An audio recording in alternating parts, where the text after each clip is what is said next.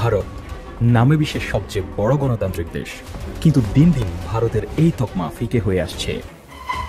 ভারত পড়েছে কঠিন ফাপড়ে। শেখ হাসিনাকে নিয়ে ভারত যে আসলে কি করবে সেটাই স্থির করতে পারছে না দেশটি। ভারত বাদে পৃথিবীর সব দেশ এবং জাতিসংঘ সবাই বলছে হাসিনা দোষী, অপরাধী। আমেরিকার গোয়েন্দা প্রধান যত গোয়েন্দা সংস্থা আছে সবগুলো ডিরেক্টর তুলসী গাবার্ড ভারত সফর করছে। একটা মিডিয়া এনডিটিভির সাথে তিনি একটা সাক্ষাৎকার দিয়েছেন, সেখানে বাংলাদেশ প্রসঙ্গে কথা তাকে বলতেই হয়েছে। বাংলাদেশের পরিস্থিতি নিয়ে যুক্তরাষ্ট্রের ন্যাশনাল ইন্টেলিজেন্স প্রধান তুলসী গাবার্ড যে মন্তব্য করেছেন তা বিভ্রান্তিকর ও মানহানিকর। ডক্টর ইউনূস কি এবং কত বড় মাপের জিনিস তিনি নিজেই জানিয়ে দিলেন। এই জানিয়ে দেওয়া বিএনপি সহ বিএনপির মিত্র যারা ডক্টর ইউনূস সরকারের বিরুদ্ধে, আওয়ামী লীগ সহ, তাদেরকে একটা ইঙ্গিত দিচ্ছেন ডক্টর ইউনূস এবং ভারতকেও একটা হুঁশিয়ারি দিচ্ছেন, চালাকি বন্ধ করো, নাইলে কিন্তু তোমাদের খবর আছে। এবং ডক্টর ইউনূস সেটা দেখিয়ে দিচ্ছেন। দর্শক, আমরা দুনিয়ার মাঠে খেলার খেলোয়াড়, ছোট মাঠের না, প্রধান উপদেষ্টা। দারুণ খেলা দেখালেন ডক্টর ইউনূস, ক্ষমতায় থাকবেন আরও 4 বছর। যুক্তরাষ্ট্রে বসবাস করা কিছু প্রবাসী বাংলাদেশে সংখ্যালঘু নির্যাতনের মিথ্যা তথ্য ছড়াচ্ছে বলে প্রধান উপদেষ্টা ডক্টর মোহাম্মদ ইউনূসকে অবগত করেছেন মার্কিন সিনেটর গ্যারি পিট। দর্শক শ্রোতা, আসসালামু আলাইকুম। নতুন একটা ভিডিওতে জানাচ্ছি আপনাদের স্বাগতম। এই মাত্র পাওয়া তাজা এবং গরম খবর। আজকের এই ভিডিওটি কেমন হতে চলেছে, কতটা গুরুত্বপূর্ণ, ভিডিওর অংশ বিশেষ এবং শিরোনাম দেখে কিন্তু আপনারা বুঝেই গিয়েছেন কেমন হবে আজকের এই ভিডিওটি। আমি আপনাদের কাছে রিকোয়েস্ট করবো আজকের এই ভিডিওটি স্কিপ না করে সম্পূর্ণ দেখবেন, তাহলে অনেক কিছু জানতে পারবেন এবং বুঝতে পারবেন। দর্শক বন্ধুরা, আমি আর বেশি কথা বাড়াবো না, আপনাদের বিস্তারিত ভিডিওতে নিয়ে যাবো। তার আগে আপনাদের কাছে ছোট্ট একটা রিকোয়েস্ট থাকবে, যারা এরকম ভিডিও দেখতে পছন্দ করেন দ্রুত এই চ্যানেলটি সাবস্ক্রাইব করে পাশে থাকা বেল আইকনটি বাজিয়ে রাখবেন। ইতিমধ্যে যারা সাবস্ক্রাইব করে দিয়েছেন তাদের জানাচ্ছি অসংখ্য ধন্যবাদ। দর্শক বন্ধুরা, চলুন তাহলে এই ভিডিওতে একটি লাইক করে দিয়ে আমরা বিস্তারিত ভিডিওগুলো মোবাইলের স্ক্রিন থেকে ধারাবাহিকভাবে একের পর এক দেখে আসি। ভারত পড়েছে কঠিন ফাপড়ে। শেখ হাসিনাকে নিয়ে ভারত যে আসলে কি করবে সেটাই স্থির করতে পারছে না দেশটি। ভারত বাদে পৃথিবীর সব দেশ এবং জাতিসংঘ সবাই বলছে হাসিনা দোষী, অপরাধী। এমন স্বীকৃত অপরাধীকে নিজ ভূমিতে আশ্রয় দিয়ে ভারত বিশ্বমঞ্চে বার্তা দিচ্ছে যে অপরাধীদের আশ্রয় দেয় ভারত। অন্যদিকে শেখ হাসিনাকে বের করে দিলে ভারতের মিত্ররা ভাববে বিপদে পড়লে পাশে থাকে না ভারত, তাই আর ভারতের স্বার্থ দেখা নয়। অর্থাৎ শেখ হাসিনাকে ভারত গিলতেও পারছে না, না পারছে উপরাতেও। একরাশ হাহাকার নিয়ে হাসিনাকে বসিয়ে বসিয়ে খাওয়াতে হচ্ছে মোদী সরকারকে। আবার এদিকে আরেক যন্ত্রণা শুরু হয়েছে ভারতের জন্য। যে ভয় পাচ্ছিল সেটাই বাস্তব হচ্ছে দিন দিন। পাকিস্তান যেন মিশে যাচ্ছে বাংলাদেশের সাথে, ছুটছে সুসম্পর্কের ঘোড়া। গালে হাত দিয়ে বসে বসে তা দেখা ছাড়া আর কিছু করতে পারছে না মোদীর দেশ। পূর্ব পশ্চিমে আর নিরাপদ বোধ করছে না দেশটি। অবস্থা এমন যে এটা নিয়ে খবর পর্যন্ত ছাপিয়ে ফেলেছে বিবিসি। বিবিসি বলছে বাংলাদেশ পাকিস্তানের মধ্যে সম্পর্কের উন্নতির বিষয়ে সতর্ক দৃষ্টিতে তাকিয়ে রয়েছে ভারত। কয়েক দশকের অস্থির সম্পর্কের পর গত মাসে দুই দেশ প্রথমবারের মতো সরাসরি বাণিজ্য শুরু করে। ঢাকা এ সময় পাকিস্তান থেকে 50,000 টন চাল আমদানি করে। এর মধ্যে উভয় দেশের মধ্যে সরাসরি বিমান এবং সামরিক যোগাযোগও পুনরুজ্জীবিত হয়েছে। সহজ হয়েছে ভিসা পদ্ধতি, নিরাপত্তা সংক্রান্ত বিষয়েও সহযোগিতার খবর পাওয়া যাচ্ছে। চলতি বছরের জানুয়ারিতে একটি উচ্চ পর্যায়ের বাংলাদেশের সামরিক প্রতিনিধি দল পাকিস্তান সফর করেন এবং বিরল সেই সফরে পারমাণবিক অস্ত্রধারী পাকিস্তানের প্রভাবশালী সেনাপ্রধান জেনারেল আসিফ মুনিরের সাথে আলোচনা করেন তারা, এমন কথাও বলেছে বিবিসি। এদিকে পাকিস্তান বাংলাদেশ কাছাকাছি আসায় উচ্ছ্বাস প্রকাশ করেছে পাকিস্তানিরাও। পাকিস্তানি শিক্ষাবিদ আয়েশা সিদ্দিকা বলেছেন, পাকিস্তান ও বাংলাদেশের মধ্যে বর্তমানে একটি কৌশলগত সম্পর্ক রয়েছে। একসাথে তারা ভারতের আধিপত্যের বিরুদ্ধে একটা ধাক্কা দিতে চায়। ডক্টর মোহাম্মদ ইউনূস সাম্প্রতিক মাসগুলোতে বহুপাক্ষিক ফোরামে পাকিস্তানের প্রধানমন্ত্রী শেহবাজ শরীফের সাথে বেশ কয়েকবার দেখা করেছেন। বিবিসি বলছে, ঢাকা ও ইসলামাবাদের মধ্যে সম্পর্ক পুনরুজ্জীবিত করা একটি কৌশলগত পদক্ষেপ। বিবিসি বলছে, ভারতের ভূখণ্ড দ্বারা বিচ্ছিন্ন এই দুটি দেশের মধ্যে গভীর বেদনাদায়ক ঐতিহাসিক সম্পর্ক রয়েছে। তাদের মধ্যে শত্রুতা 1971 সাল থেকে শুরু হয়, যখন তৎকালীন পূর্ব পাকিস্তান ইসলামাবাদ থেকে স্বাধীনতা অর্জনের জন্য সংগ্রাম শুরু করে। 9 মাসব্যাপী যুদ্ধের সময় ভারত বাঙালি মুক্তিকামীদের সমর্থন করে, যার ফলে বাংলাদেশ প্রতিষ্ঠিত হয়েছিল। যদিও সেই সময়ের ক্ষত ছিল গভীর, তারপরও 2001 থেকে 2006 সাল পর্যন্ত ঢাকার সঙ্গে ইসলামাবাদের সম্পর্ক ছিল সৌহার্দ্যপূর্ণ। সে সময় বাংলাদেশের শাসন ক্ষমতায় ছিল বাংলাদেশ জাতীয়তাবাদী দল বিএনপি এবং জামায়াত ইসলামীর একটি জোট সরকার। তবে 2009 সাল থেকে হাসিনার 15 বছরের শাসনামলে এই সম্পর্ক পরিবর্তিত হয়। সে সময় তিনি দিল্লির কাছ থেকে দৃঢ় সমর্থন পেয়েছিলেন এবং পাকিস্তান থেকে দূরত্ব বজায় রেখেছিলেন। কিন্তু তার সরকারের বিরুদ্ধে ব্যাপক বিক্ষোভের পর তিনি ভারতে পালিয়ে যান এবং এরপর বাংলাদেশ ও পাকিস্তানের সম্পর্কের বরফ গলছে বলে মনে হচ্ছে। ভারতের দাদাগিরি বাংলাদেশে অপ্রাসঙ্গিক হয়ে গেছে গত 5 আগস্টে। সেই হম্বিতম্বি নীতি নির্ধারণী সভায় দেখা মেলে না ভারতের টিকিটিরও।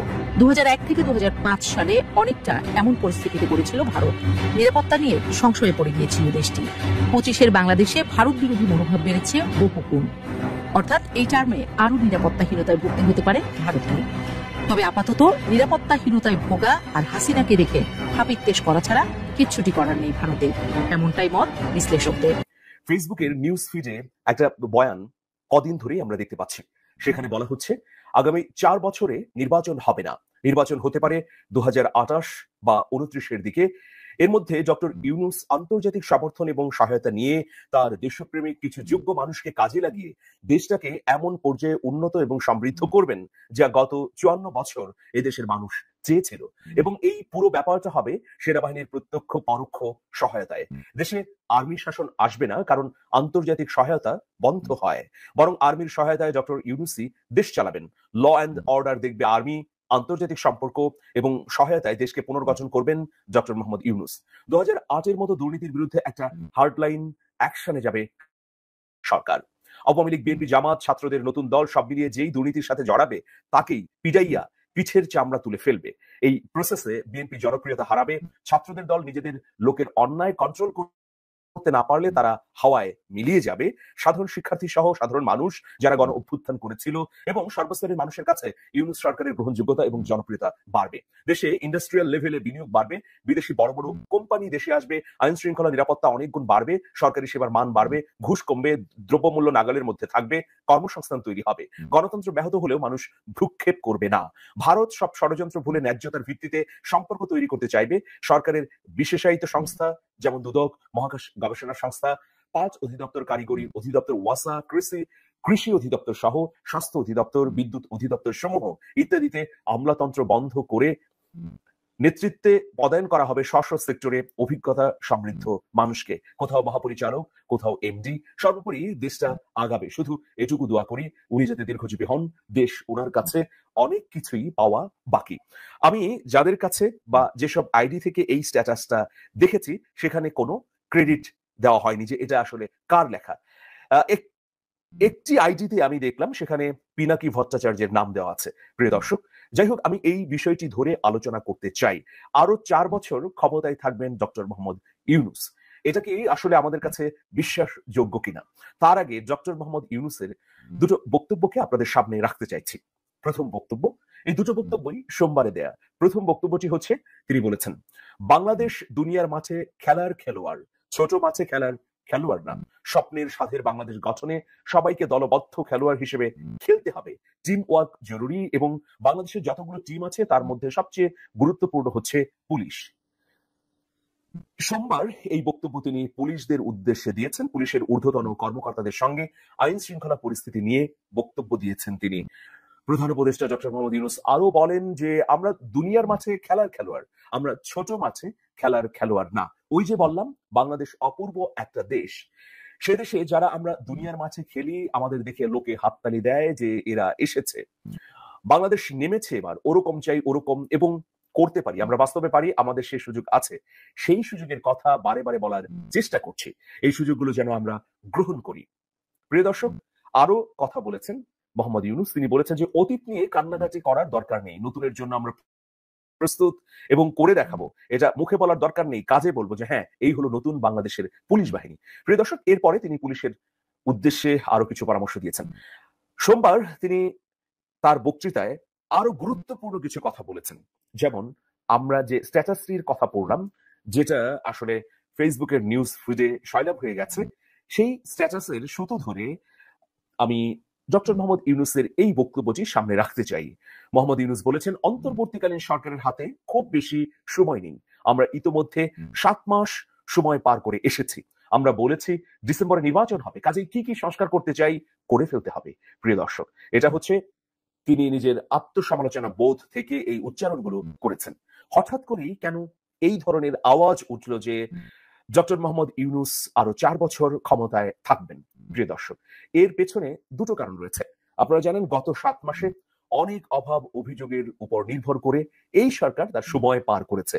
কিন্তু এই রমজান ধরি বা রমজানের 7 দিন আগের সময় থেকে যদি আমরা ধরি, তাহলে দেখব দুটো বিষয় অসাধারণভাবে বাংলাদেশের মানুষকে মন জয় করেছে। প্রথমত, দ্রব্যমূল্যের নিয়ন্ত্রণ। আমরা গত 20 বছর সময়কে সামনে রাখি, যদি দেখব প্রতি রমজানেই দ্রব্যমূল্য লাফিয়ে লাফিয়ে বাড়ে। মধ্যপ্রাচ্য বা অনেক মুসলিম রাষ্ট্রে রমজানে যখন দ্রব্যমূল্য নিম্নমুখী হয়, তখন বাংলাদেশে রমজান এলেই দ্রব্যমূল্য দ্বিগুণ থেকে 3 গুণ বাড়ে। কিন্তু এবার একটা অসাধারণ পরিস্থিতি তৈরি হয়েছে, দ্রব্যমূল্য বাড়েনি। বিশেষ করে নিত্যপণ্যের দাম একেবারে সহনীয় পর্যায়ে রয়েছে। শুধু তাই নয়, রমজানের 1 মাস আগে যেসব পণ্যের স্বাভাবিক দাম ছিল তার চেয়েও কমে গেছে। মানুষ দ্রব্যমূল্য নিয়ে আর কোনো ধরনের ন্যূনতম অভিযোগ করছে না। এটা কোনো বানোয়াট গল্প নয়। আপনারা বাজার যারা করেন, বাজার ঘুরে যারা দেখেন, বা আজকেই চাইলে বা কালকে সকালে আপনি বাজারে গিয়ে দেখতে পারেন। এটা হচ্ছে প্রথম বিষয় যেটা মানুষের সত্যিকার অর্থে মন জয় করেছে। দ্বিতীয় বিষয় হচ্ছে নিরবচ্ছিন্ন বিদ্যুৎ। যারা শহরে আছেন অথবা গ্রামে আছেন, খেয়াল করবেন যে রমজান এলে বিদ্যুতের লোডশেডিং হয়। এই যন্ত্রণা থেকে কিন্তু আমরা দীর্ঘদিন থেকে মুক্ত হতে পারিনি, কিন্তু এবার দেখছি এবার রমজানে নিরবচ্ছিন্নভাবেই বিদ্যুৎ সরবরাহ হচ্ছে। এই দুটো বিষয়ে মানুষ দারুণভাবে গ্রহণ করেছে। অনেকে বলছেন যে রমজানে মানুষের মন জয় করলেন ডক্টর মোহাম্মদ ইউনূস, দারুণভাবে তিনি খেলে দিলেন। এর বাইরে আমি যদি কূটনৈতিক পরিস্থিতি এবং বৈশ্বিক সম্পর্কের কথা বলি, তাহলে বাংলাদেশের বৈশ্বিক সম্পর্ক 5ই আগস্ট গণ অভ্যুত্থানের পর বেড়েছে। এই দেখুন, কদিন আগে 4 দিনের সফরে এসেছিলেন জাতিসংঘ মহাসচিব এন্তোনিও গুতেরেস। তিনি রোববার সকালে বাংলাদেশ ত্যাগ করেছেন। জাতিসংঘের মহাসচিব গণ অভ্যুত্থানের পর বাংলাদেশে এসে গণ অভ্যুত্থানকে মোটা দাগে স্বীকৃতি দিয়েছেন। এর বাইরে ডক্টর মোহাম্মদ ইউনূসের এই অন্তর্বর্তী সরকার নিয়ে নানা ধরনের কথা বা উষ্মা বা তাকে ঘিরে চক্রান্তের ডালপালা যখন বিস্তৃত হচ্ছিল, তখন জাতিসংঘের মহাসচিবের এই আগমন অবশ্যই মাইলফলক এবং ইউনূস সরকারকে স্বস্তির মধ্যে নিয়ে গেল। প্রিয় দর্শক, এখন ব্যর্থতার বিষয়গুলো কি আসলে আমাদের সামনে? এই সরকারের সামনে অসংখ্য ব্যর্থতা আছে। এর মধ্যে মোটা দাগে যেটি বলা হচ্ছে বা আমরা দৃশ্যমান দেখছি, কিছু সংখ্যক উপদেষ্টার বিতর্কিত কর্মকাণ্ড। অনেক উপদেষ্টার কর্মকাণ্ড অতীত চরিত্র নিয়ে কথা আছে। তারা ফ্যাসিবাদের নানাভাবে পৃষ্ঠপোষকতা করছেন। এই অভিযোগ কিন্তু দিন দিনই শানিত হচ্ছে। বিশেষ করে প্রশাসনে ঘাপটি মেরে থাকা চক্রান্তকারীরা এখনো নানা ধরনের অপপ্রয়াস চালিয়ে যাচ্ছেন কতিপয় উপদেষ্টার যোগ সাজসে বা তাদের পৃষ্ঠপোষকতায়। এই অভিযোগ মানুষের মধ্যে আছে। দ্বিতীয় বিষয় হচ্ছে আইন শৃঙ্খলার কাঙ্ক্ষিত উন্নতি না হওয়া, যে কারণে আমরা মব দেখছি, আমরা দেখছি বিভিন্ন জায়গায় অস্থির অবস্থা, চাঁদাবাজি এবং অনৈতিক কর্মকাণ্ড। প্রিয় দর্শক, এখন দুটো সফলতার কথা বললাম আপনাদেরকে, যে দুটো মানুষকে আপ্লুত করেছে, আর দুটো ব্যর্থতা মোটা দাগে, যেগুলো আবার মানুষকে হতাশার মধ্যে ফেলে দিয়েছে। কিন্তু সামগ্রিক যদি পরিস্থিতি বিবেচনা করি, তাহলে এই মুহূর্তে যেহেতু মানুষের দুটো গুরুত্বপূর্ণ বিষয়ে সরকার নজর দিয়েছে, সফল হয়েছে, খানিকটা স্বস্তির মধ্যে আছে সাধারণ জনগণ। এখন ধরুন ডক্টর মোহাম্মদ ইউনূস সরকারের মেয়াদ আসলে কতদিন? আমরা মোহাম্মদ ইউনূসের মুখ থেকেই বিভিন্ন সময়ে যা জানতে পেরেছি যে তিনি যদি ছোট ছোট সংস্কার করেন বা রাজনৈতিক দলগুলো সামান্য সংস্কার চায়, তাহলে ডিসেম্বরের মধ্যে নির্বাচন দিয়ে দেবেন। আর যদি বড় সংস্কার চায় রাজনৈতিক দলগুলো ঐকমত্যের ভিত্তিতে, তাহলে জুনে নির্বাচন হবে। কিন্তু জুনে সমস্যা হচ্ছে যে তখন আসলে বর্ষার সিজন শুরু হবে। তার মানে নির্বাচন যদি হয় ডিসেম্বর নয় মার্চ, আর জুনে চলে গেলে সেটা বরং বিপত্তির মধ্যে পড়বে। তো আমরা ধরে নিতে পারি যে ডিসেম্বর অথবা সর্বোচ্চ জুনের মধ্যেই ডক্টর মোহাম্মদ ইউনূসের এই অন্তর্বর্তী সরকারের মেয়াদ শেষ হচ্ছে। কিন্তু যে বয়ানটা ফেসবুকে দেখা যাচ্ছে যে আরো 4 বছর তিনি ক্ষমতায় থাকবেন। যেমন সামাজিক যোগাযোগ মাধ্যমে ব্যাপক পরিচিত সালমান মুক্তাদির, তিনি বলেছেন যে তড়িঘড়ি করে কেন নির্বাচন হবে, আগে সংস্কার হোক, আগে গণহত্যার বিচার হোক। এই আওয়াজটাও কিন্তু বিভিন্ন জায়গা থেকে দেয়া। তুলসী গাবার্ড এই মুহূর্তে খুবই আলোচনার বিষয় বাংলাদেশে। গতকাল তিনি এনডিটিভির সাথে বাংলাদেশে তথাকথিত সন্ত্রাসবাদ এবং ইসলামী খেলাফতের উত্থান জাতীয় কথাবার্তা বলেছেন। সেটা নিয়ে আজ সকালে আপনাদের সামনে আমি একটা ভিডিও আপলোড করেছি, আপনারা দেখেছেন। আমরা সবাই যৌক্তিক কারণেই কথা বলছি।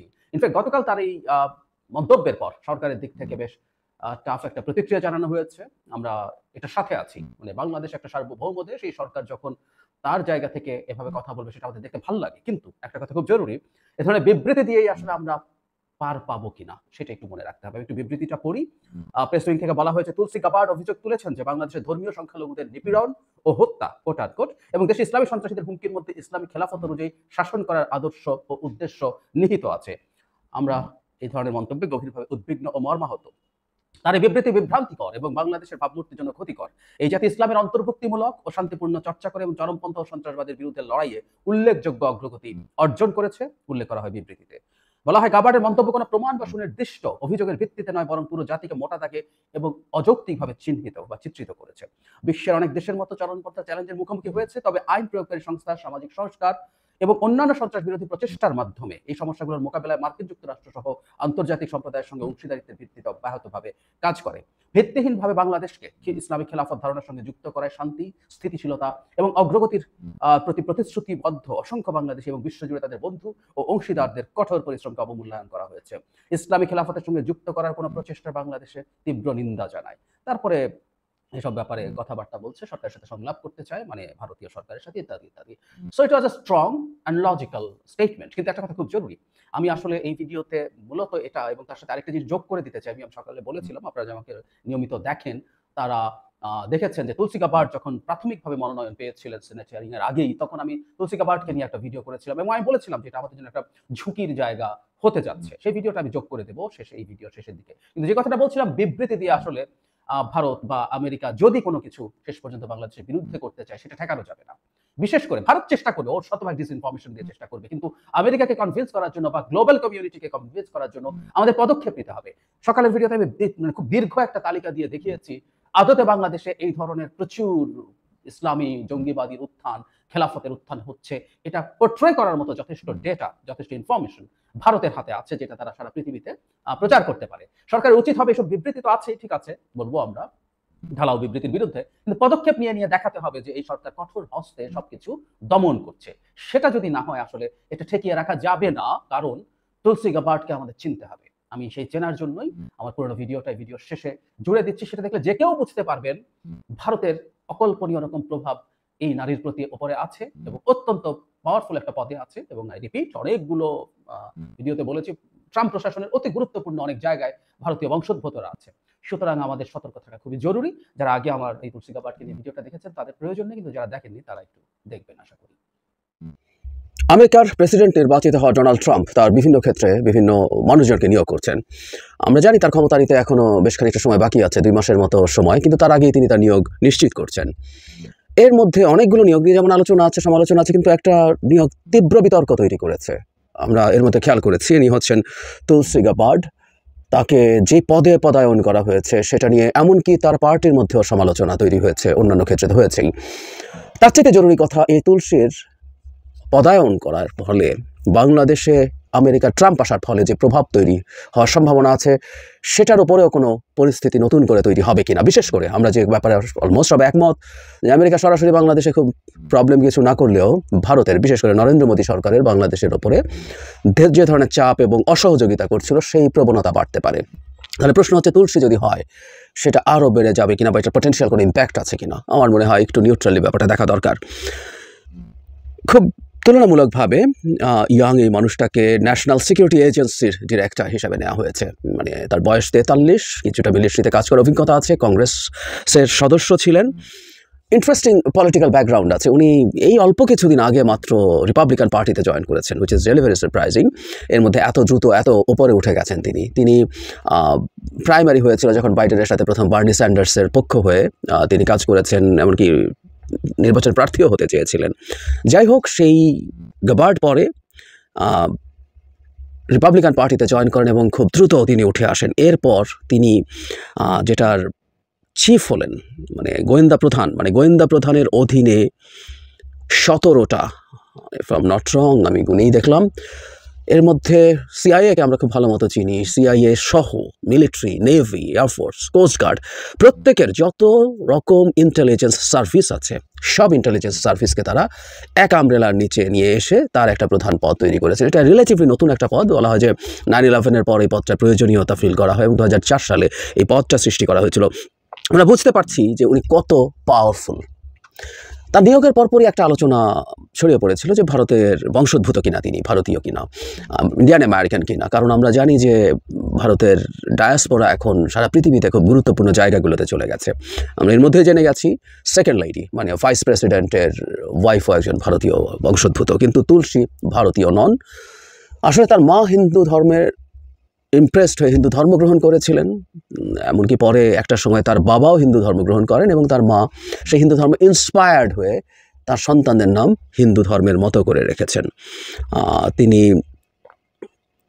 এর পরবর্তীতে যেটা করেছেন যে তার হিন্দু ধর্মের সাথে থাকাও সমস্যা না, হিন্দু ধর্মের সাথে থাকাও বিষয় না, তিনি ভারত এবং মোদী সরকারের সাথে তার যে রকম সম্পর্ক আছে সেটা খুব গুরুত্বপূর্ণ আলোচনার দাবি রাখে। তবে তিনি হিন্দু হিসাবে তিনি নিজকে পরিচিত করতে খুবই পছন্দ করেন। তিনি আমরা খুবই আলোচিত একটা সংগঠন ইসকনের বিভিন্ন অনুষ্ঠানে গেছেন, বক্তৃতা করছেন, এগুলো ইউটিউবে আপনারা যে কেউ খুঁজে নিলে পাবেন, ভিডিও করেছেন, সেগুলোতে ভিডিও পাওয়া যায়, বক্তৃতা করেছেন, এগুলো আছে।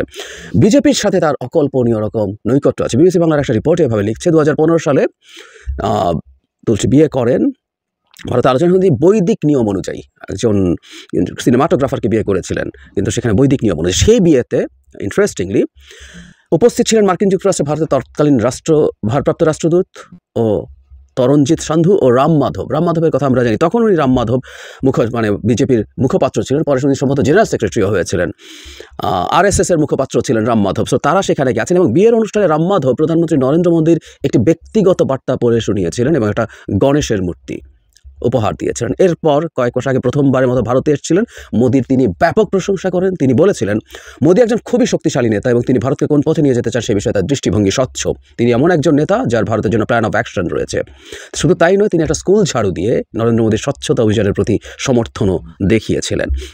এছাড়া মোদীকে তিনি কন্টিনিউয়াসলি তাকে সাপোর্ট করে যেতে দেখা গেছে। এছাড়া এখানে আরও প্রচুর তথ্য আছে।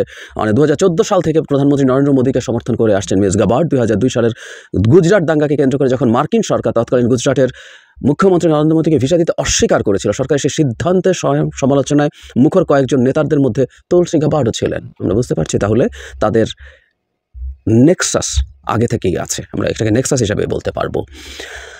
তিনি অনেক কথাবার্তা বলেছেন, এর মধ্যে আমি হিন্দু পরিচয় নিয়ে তার ক্রমাগত কথাবার্তা আছে। এখানে খুব বিস্তারিত রিপোর্ট, আমি রিপোর্টটা মন্তব্যে দিয়ে দেবো, আপনারা একটু পড়বেন। এখানে একটা জায়গায় হচ্ছে কাশ্মীর, পাকিস্তান ও বাংলাদেশ নিয়ে মন্তব্য। 2021 সালে দুর্গাপূজার সময় যখন হামলা হয়েছিল তখন তিনি তার এক্স হ্যান্ডেলে খুবই কঠোরভাবে লিখেছিলেন, বাংলাদেশের মন্দিরে ভগবানের ভক্তদের বিরুদ্ধে আমার ঘৃণা ও সহিংসতা দেখে আমার মন ভেঙে গিয়েছে। জিহাদিদের এই বিশ্বাস যে মন্দির ও মূর্তি জ্বালিয়ে দেওয়া এবং নষ্ট করলে তাদের ঈশ্বর সন্তুষ্ট হবেন, আসলে দেখায় যে তারা ঈশ্বর থেকে কতটা দূরে। বাংলাদেশের তথাকথিত ধর্মনিরপেক্ষ সরকারের কাছে সময় এসেছে যে তারা হিন্দু, খ্রিস্টান ও বৌদ্ধ সমূহ সেসব দেশের ধর্মীয় সংখ্যালঘুদের ঘৃণার জিহাদি শক্তির হাত থেকে রক্ষা করুক। ক্রিটিসাইজ করতে পারেন না, কিন্তু ওই যে বললাম, ভারত যেমন বেছে বেছে শুধুমাত্র হিন্দুদের ব্যাপারে কনসার্ন দেখায়, আমাদের এই দেশে মুসলিমদের উপরে শেখ হাসিনা সরকার বহু কিছু করেছিল, গাবার্ড নিশ্চয় সেগুলো নিয়ে কথা বলেননি। এবং ন্যারেটিভের মধ্যে আছে জিহাদি, তার মানে বাংলাদেশের ঘটনাগুলো কেন ঘটছে, কিভাবে ঘটছে, তার চাইতে জরুরি কথা হচ্ছে বাংলাদেশের জিহাদিস্টরা আছে। The Indian propaganda was very much in her x status.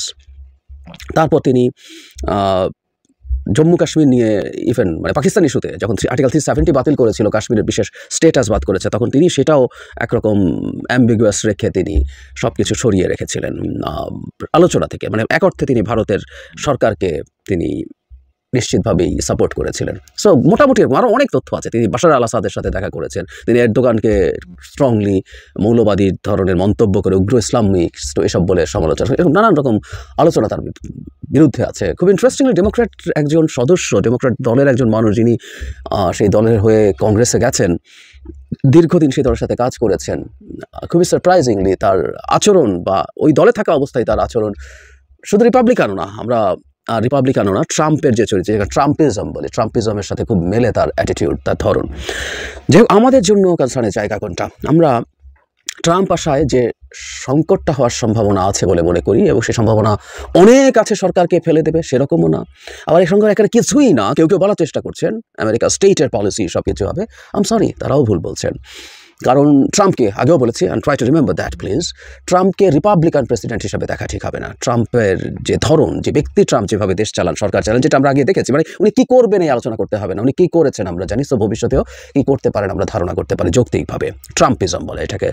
সুতরাং আমরা সমস্যায় পড়বো। এবং তুলসী গাবার্ডকে যখন এখানে দেওয়া হচ্ছে, বিশেষ করে গোয়েন্দা সংস্থাগুলোর প্রধান, অত্যন্ত পাওয়ারফুল একটা পজিশন তাকে দেওয়া হয়েছে, অত্যন্ত পাওয়ারফুল। এমনকি এই আলোচনা আছে যে তার যে প্রোফাইল, তার এই ব্যাপারে কাজ করার যে অভিজ্ঞতা, সেটাও যথেষ্ট সাপোর্টেড না। সুতরাং এই ধারণা করার যুক্তি আছে যে এটা কি কোনো রকম কোনো লবিংয়ের ফল, এটা কি কোনোভাবে, উনি অবশ্যই গুরুত্বপূর্ণ জায়গায় ছিলেন, কিন্তু এটাও কি কোনো ধরনের সিগন্যাল ট্রাম্প দিচ্ছেন আর কাউকে? ট্রাম্পের সাথে মোদিরও সম্পর্ক খুব চমৎকার আছে, এবং ইনি তো একেবারে বিজেপি সদস্য বলেই ফেলা যায় যদি আমরা খুব বেশি ভদ্রতা না করি।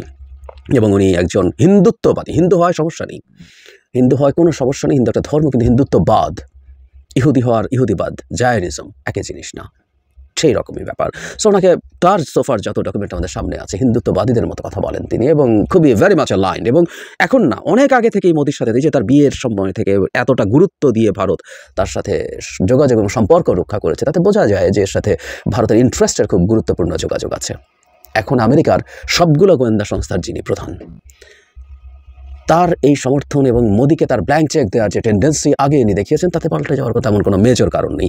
ফলে বলা যেতেই পারে, মোদি যদি বাংলাদেশের সরকারকে ঝামেলায় ফেলতে চান, ডিস্টেবিলাইজ করার চেষ্টা করতে চান, সেই ক্ষেত্রে তিনি সাহায্য করবেন, আমরা এভাবে যদি নাও বলি, অ্যাটলিস্ট তিনি অন্তত বাধা হয়ে দাঁড়াবেন না। মানে বাইডেন যাওয়ার পর আমাদের বর্তমান সরকার এই কারণে বলছি, ভবিষ্যৎ সরকার কেউ যে খুব শান্তিতে থাকতে দেবে তা বলছি না, কিন্তু বর্তমান সরকার যেহেতু ইলেকটোরাল ম্যান্ডেট নেই, মানুষের ভোটে নির্বাচিত নন, এবং যেহেতু তার প্রচুর সংগঠন নেই মাঠে, তাকে ঝামেলায় ফেলা তুলনামূলকভাবে সহজ। এবং কেউ প্রশ্ন করতেও পারে যে উনি কতটুকু এথিক্যালি পাওয়ারে আছেন। তো সেই সম্ভাবনা বাড়বে, আরও বাড়বে আমি মনে করি। এবং তুলসী গাবার্ডের যে নিয়োগটা, এটাকে হালকা করে দেখা মোটেও ঠিক হবে না। এবং শুধু এই সরকার না, ভবিষ্যতে যে কোনো নির্বাচিত সরকারও যেটাই আসুক না কেন, আদার দেন আওয়ামী লীগ, তারা আওয়ামী লীগের ফেভারে সেই সরকারের সাথে ঝামেলা করা, সেই সরকারকে ডিস্টেবিলাইজ করার চেষ্টা থেকে ভারত সরে আসবে, আমরা সেটা মনে না করাই উচিত হবে। সুতরাং বর্তমান সরকারকে এই নিয়োগের পর, এবং ওই সরকারে যারা নিয়োগপ্রাপ্ত হচ্ছেন, আমি আগে আরেকদিন যিনি তার সাথে ফাইট করার চেষ্টা করেছিলেন, প্রাথমিকভাবে প্রাইমারিতে গিয়েছিলেন, বিবেক রামস্বামী, উনিও একজন ভারতীয় বংশোদ্ভূত মানুষ। সো ট্রাম্প প্রশাসনে খুব গুরুত্বপূর্ণ পদে তারা যাচ্ছেন। এছাড়াও মানে আমাদের চাকরির ক্ষেত্রেও প্রচুর ইন্ডিয়ান ডায়াসপোরা আছে, তো সেটা যদি ইন্ডিয়ান আমেরিকানস আছে, আই বেটার সে, তো তাদেরও একটা সম্মিলিত প্রভাব সেখানে থাকবে। আমাদের সরকারকে খুব সতর্কভাবে তার পদক্ষেপ ঠিক করতে হবে এবং এই জায়গাগুলোর সাথে যোগাযোগ বাড়ানো। কারণ আমি প্রায় বলছি, ইন্ডিয়া ডিসইনফরমেশন দিয়ে তার কাজ করার চেষ্টা করছে। আমি সেই ডিসইনফরমেশনগুলো স্মার্টলি কমব্যাট করার খুব বড় তেমন কোনো কাজ আমি এখন পর্যন্ত সরকারের দিক থেকে দেখি না। কারণ দিনের শেষে আমেরিকানরা তাদের এজেন্ডা আছে, তাদের চিন্তা আছে, কিন্তু ডিসইনফরমেশনগুলো যাতে কমব্যাট করা যায়, ভারত যে অভিযোগগুলো মিডিয়াগুলো করছে, তো বটেই ভারত সরকারও করছে, সেগুলো যে মিথ্যা, সেগুলো যে ভুল, সেগুলো উইথ প্রপার ডকুমেন্টেশন এবং প্রয়োজনে তাদেরকে সেগুলো এনে দেখানো থেকে শুরু করে যা করা সম্ভব। প্রিয় দেশবাসী, শুরু থেকে শেষ পর্যন্ত যারা এই ভিডিওটি দেখেছেন সকলকে জানাই অসংখ্য ধন্যবাদ।